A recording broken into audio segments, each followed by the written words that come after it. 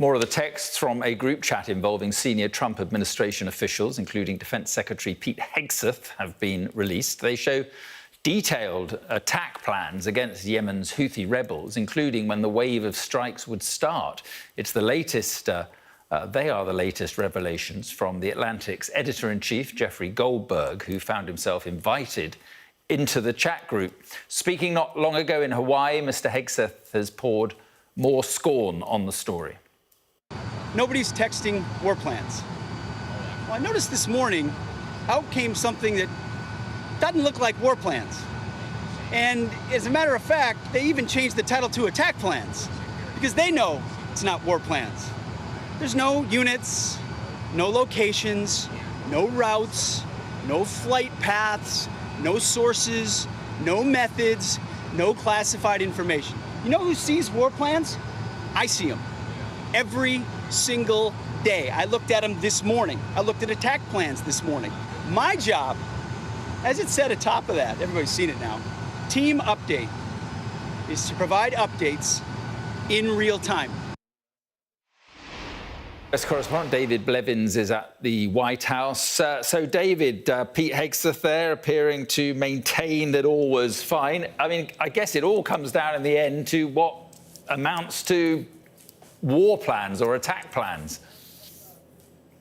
That's exactly right. And if it was a mistake for officials to have this conversation on the Signal messaging app, it was another to seek to discredit the journalist reporting it, because obviously he was going to keep a record, and they have effectively forced him to put into the public domain details he didn't want to put into the public domain. Let's have a look at just some of those. Remember, Mike Waltz, the National Security Advisor, says he doesn't know how the journalist got into the group chat. Michael Waltz added the journalist to the group chat.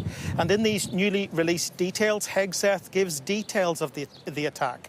Time now, he writes, 11:44 Eastern Time, weather is favourable, just confirmed with CENTCOM, that's the military's unified command in the Middle East. We are go for mission launch. He lays out the timeline. At 13:45, the F-18 first strike window starts. Discussing the target, he goes on, target terrorist is at his known location, so should be on time. Also, strike drones launch. The schedule continues, including that at 14:15, the first bombs will definitely drop. And Hegseth finishes with a reference to the operational security of the strike. We are currently clean on OPSEC, he wrote. So weather conditions, potential targets, the weapons used, the timing, it would be very difficult to argue that this is not classified information and that it does not put the lives of US pilots at risk if it falls into the wrong hands. But the White House continues to argue that it's not classified information. But on Capitol Hill, many members of Congress are calling for Pete Hegseth to resign. In fact, at a hearing on the Hill today where intelligence officials were being questioned, one congressman said, "You all know you're lying." Yeah, it was pretty detailed stuff, David. Do you think Pete Hegseth survives this?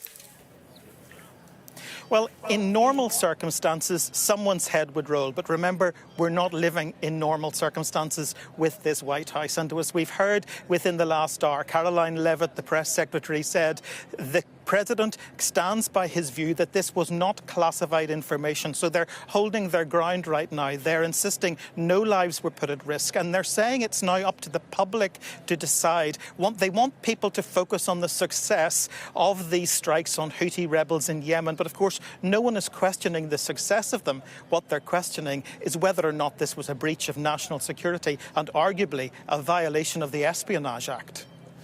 All right, we'll see where this all goes. David, thank you very much indeed.